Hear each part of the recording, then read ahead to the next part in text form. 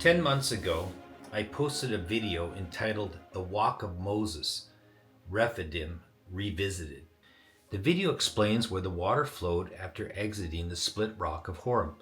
The video was inspired by biblical researcher Andrew Jones, who contacted me and told me to take a closer look at what was written in Exodus 17 and to also look at the high altitude drone shots he had recently taken of the Rephidim site. After proceeding with his instruction, I was suddenly blown away with the realization that the water flow went to the throng of people 4 miles away. This downstream location was where I had previously pegged the battle with the Amalekites. Overjoyed, I then knew we had the evidence to destroy all those weak arguments out there, like the site being too small to accommodate over 1 million people with their animals. No, now we had perfect topography that clearly showed water would flow quickly over 4 miles via an impressive elevation drop of almost 1,000 feet. For this to happen, it was imperative that the water flowed north from the rock to a sandy valley, then make a turn to the west. My conclusions depended on spot elevation analysis from Google Earth and from previous on-site observation to support the path presented in the video. The problem was, this was a best guess analysis. I had no survey. I assumed that gravity made the water flow to a spot northwest of the rock. This area was showing much runoff erosion when viewed on Google Earth. Despite the evidence being fairly obvious, my conscience has bothered me ever since. Was this correct? I certainly don't want to be a fraudster that makes stuff up like many out there in the YouTube biblical research arena. So I had to go back and prove this theory. The plan was to painstakingly walk the path that I presented in my video. I was to start from the sandy, dried lake bed and demonstrate to myself and the world that if indeed you follow the well-formed channels in this area, they will lead you to the rock. So last month, I got on a plane for the 14.5-hour flight to Dubai. After a 3-night layover, it was a short flight to Tabuk. At the airport, I lucked out and got upgraded to a fine SUV. This enabled me to drive to that sandy lake bed and park directly in front of the ridge in question. To get to the Rock of Horeb. He then struck it hard, and the water flowed.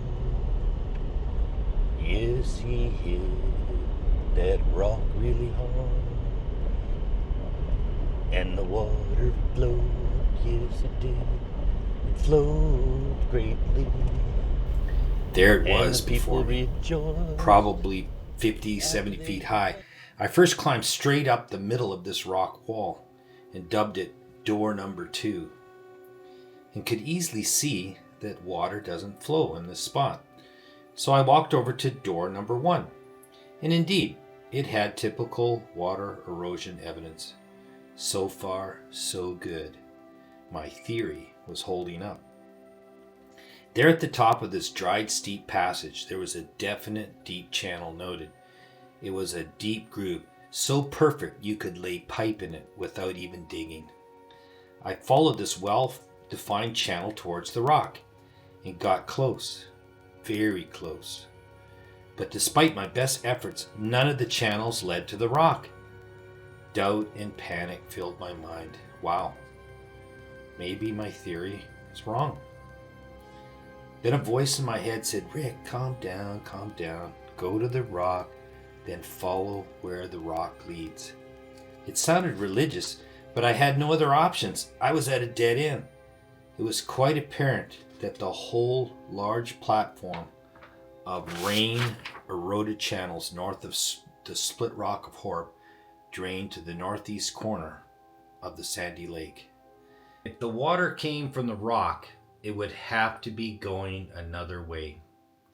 So like Moses, I made the climb to the back of the rock. I carefully examined the exit point and concluded that if indeed water ever did come out of this rock, it could only go one route. Straight and then down.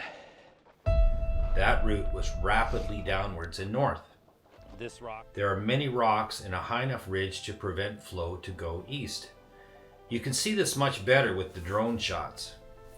The same is true for the other side. Flow could only go north due to the gradient. You can see another protruding ridge in this photo in front of the rock on the west side. I then proceeded to repeatedly imagine a 50-gallon barrel of water being poured out every 5 feet as I descended from the rock. The path was clear. After going north, it began shifting to the west. When the path reached the lower elevations of the large split rock base, water flow would most certainly run into the current day road. There, on the right side, along the street, the water had to cross the road at this spot. There is no other way for it to go. It comes down, fanning out, but it hits this ridge, this little creek, and then it comes to the road here, and it can't go up. It's uphill, right? And even the water that comes out of the front, it can't go that way either. There's a backstop that forces it to go down that ridge like I filmed. So then it'll go right through here into this large collector. Once the water reaches the other side, a sharp right turn is made and the path goes north again. I walked perhaps 500 feet and the wide, deep path suddenly turned left to the west.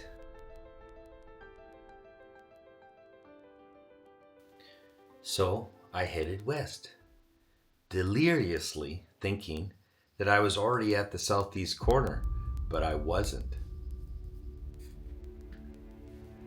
It was here things got real interesting.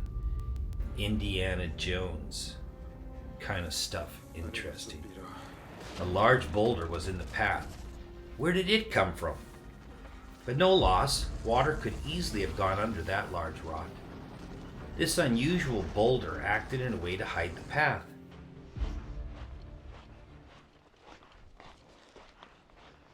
You gotta go where the water leads you. Because this is Rephidim water. This isn't natural runoff water. That's the problem when you come here. You get mixed up. What's what? Wow. This is a hidden passageway. But you follow the gravity of where water would flow.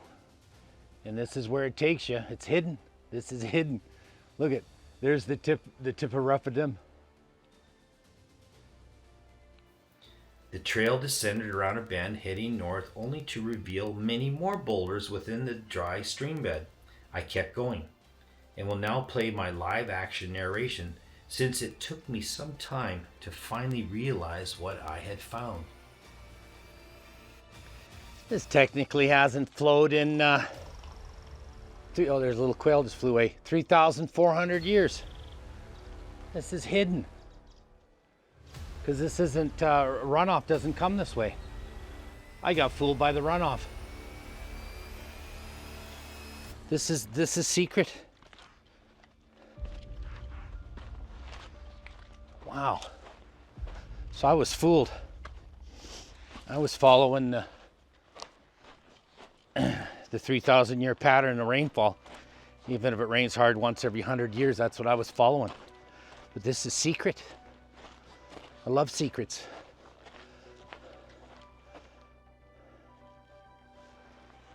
Look at that. This is all in the back.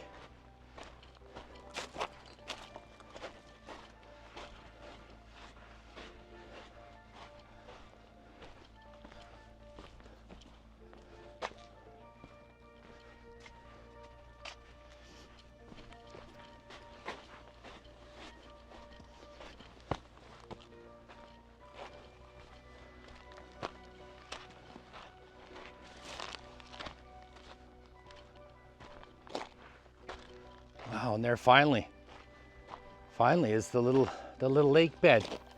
Rephidim has a secret channel, a secret canyon. I had found the place where water flowed after Moses struck the rock. I didn't fully believe it until I saw the dried lake bed in the distance. Once I reached the lake bed, I was indeed dumbfounded and astonished. I had found something that I did not expect to find. My prior video's water path of the first mile has to be revised. Indeed, the water would still reach the people, but it takes an unexpected, circuitous route to get there. You can't see this path on Google Earth because of all the boulders covering it.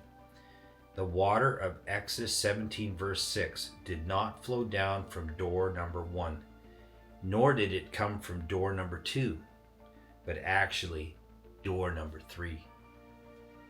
This unpredicted finding would suggest that God has a spiritual lesson in all of this for us to learn. God does not do anything without purpose. Could it be that God did not want his miraculous water following the common rainfall channels of the area? Did he want a distinct path for that water to reach the people? Perhaps there was a benefit. Maybe this canyon and the adjacent ridge provided more shade to keep the water cooler before it made the bend westward. So if there is a lesson, what is the lesson?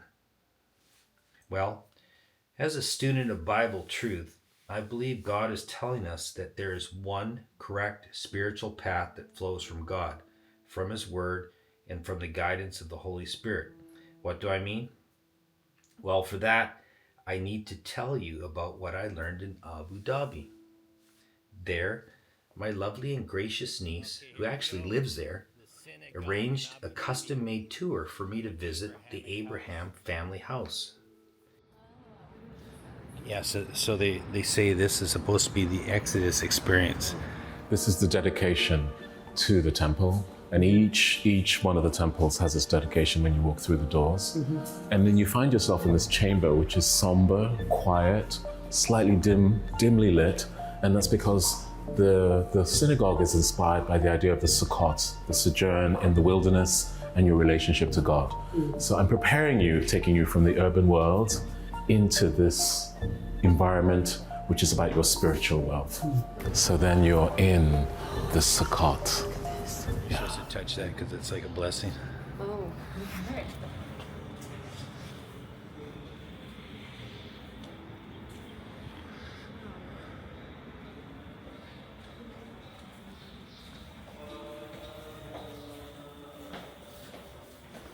Well, so much for that.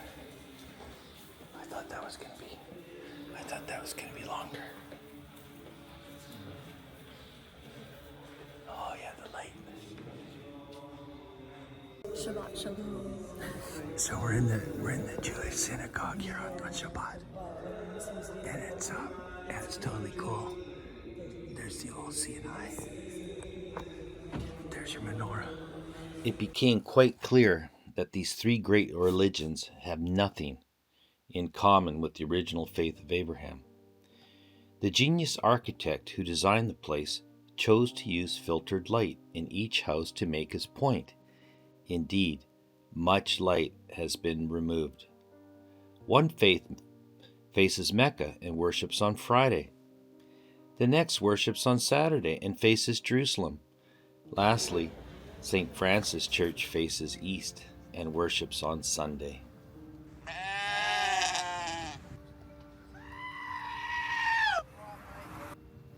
This divided house has much confusion, with the only unified message being about peace.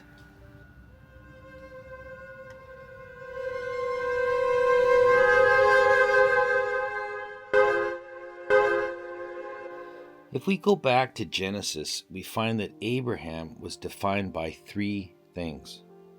Firstly, he had come out of Babylon, out of confusion. That's Hebrews 11:8 and Genesis 12:1.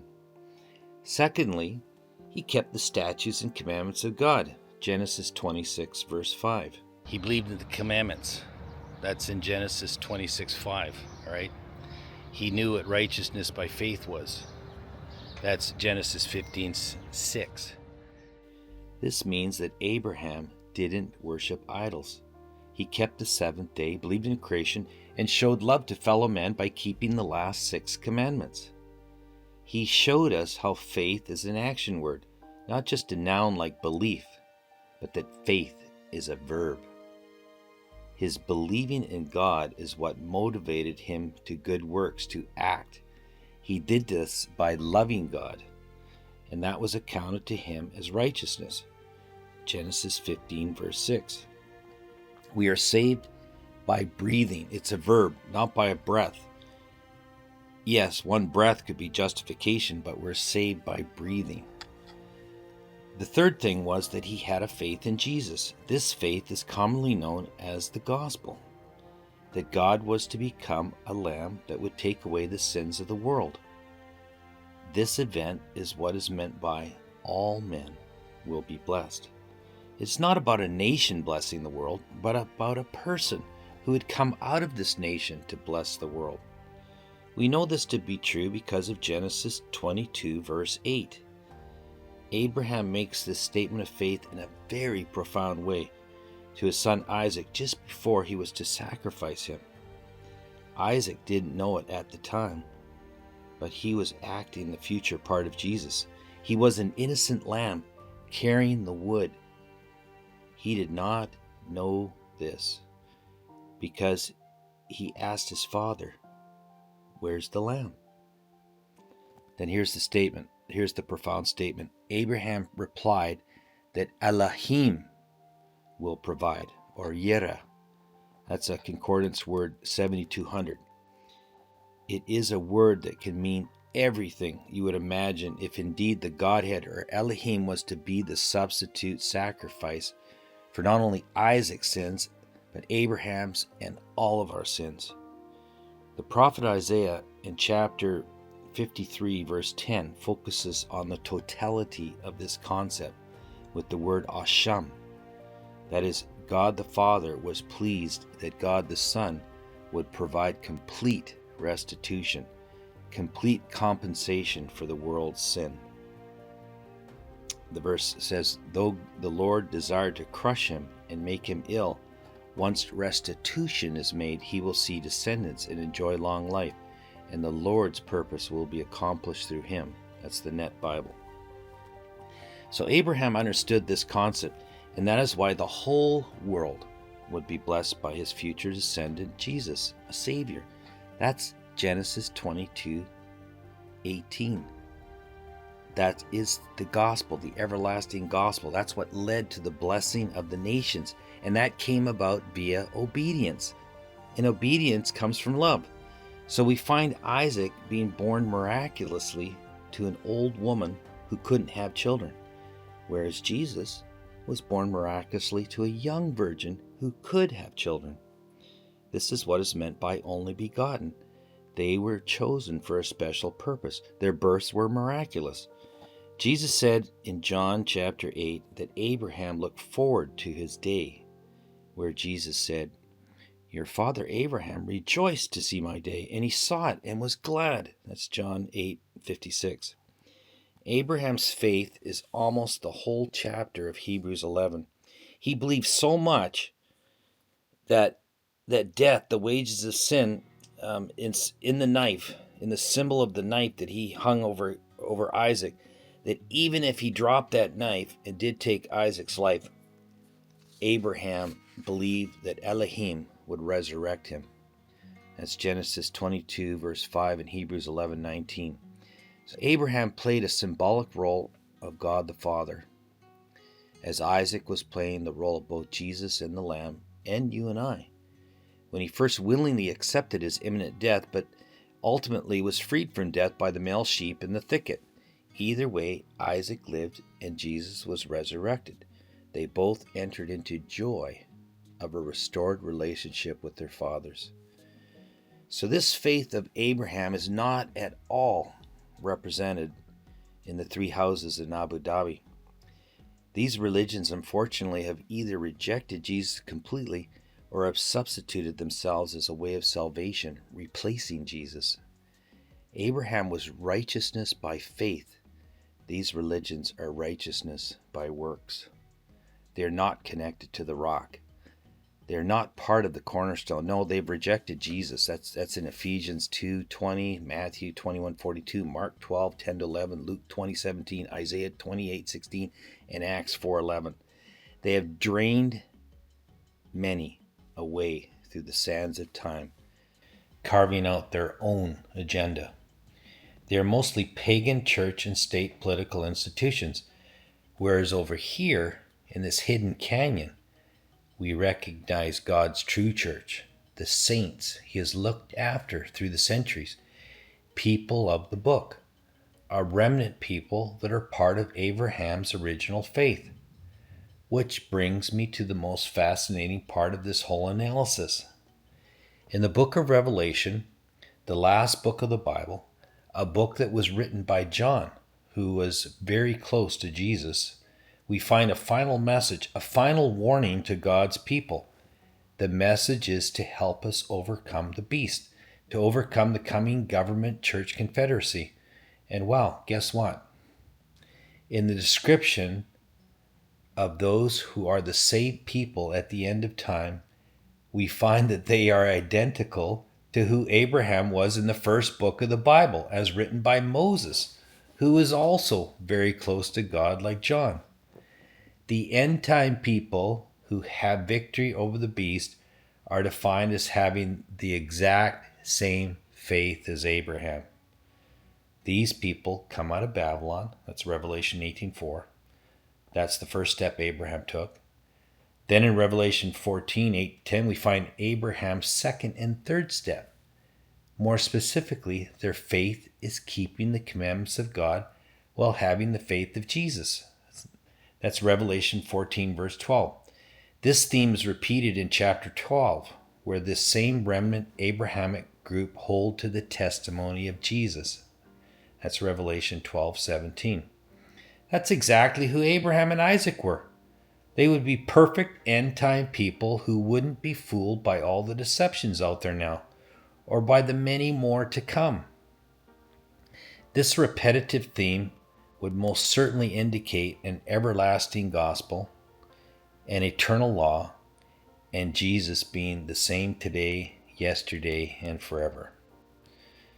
So Rephidim, with its two paths of water flow, is an amazing sculpture set in sandstone that demonstrates two groups found in history.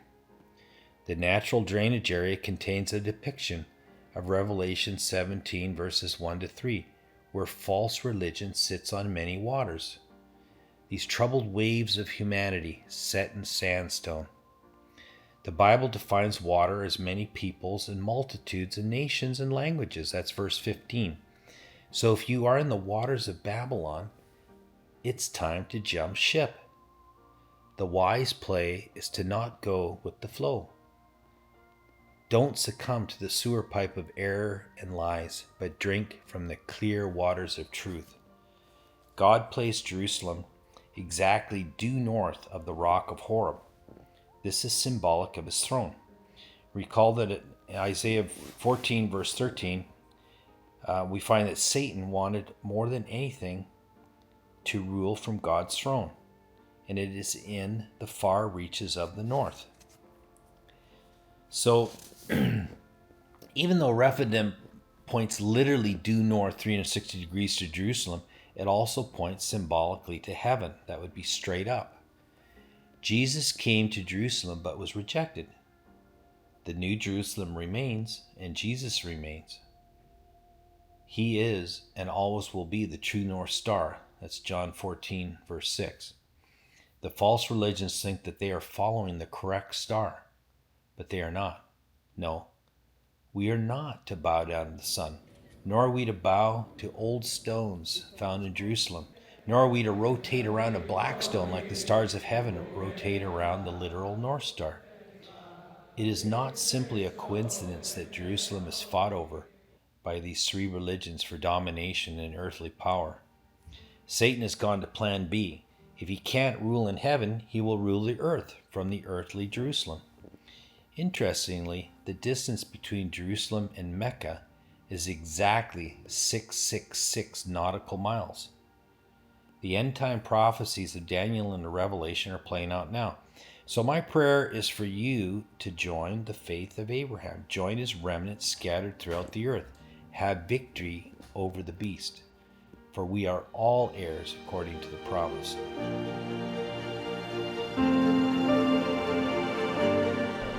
So, as you drive down that desert road singing your song, I hope and pray that you choose the correct path, that you make the right turn that leads to the water of truth.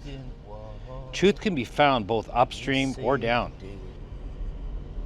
At Rephidim. Originally, God's church was Abrahamic. In these last days, the remaining faithful are of the same faith as Abraham. Don't listen to anyone who tells you otherwise. Early modern explorers of Jerusalem found the Gihon spring by following the water from the pool of Siloam.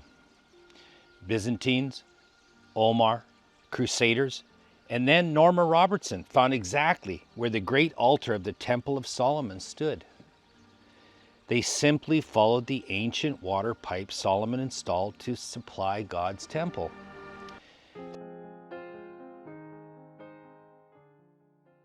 The correct location is where the threshing floor of Araunah the Jebusite was.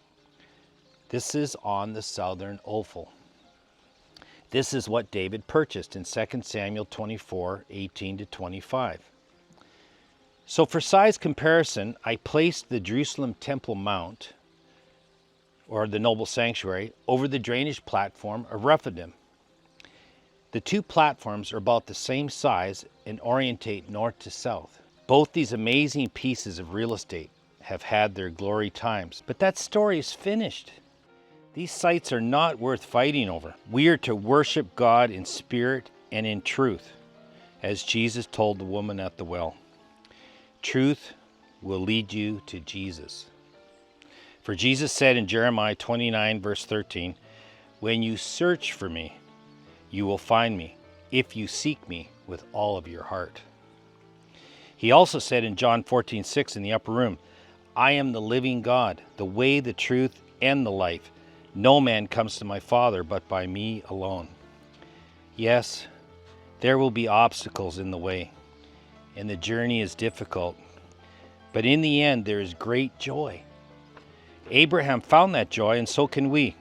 As Isaiah said, "Then shalt thou delight thyself in the Lord, and he will make thee to ride upon the high places of the earth, and he will feed thee with the heritage of Jacob thy father, for the mouth of the Lord has spoken it." Isaiah 58:14.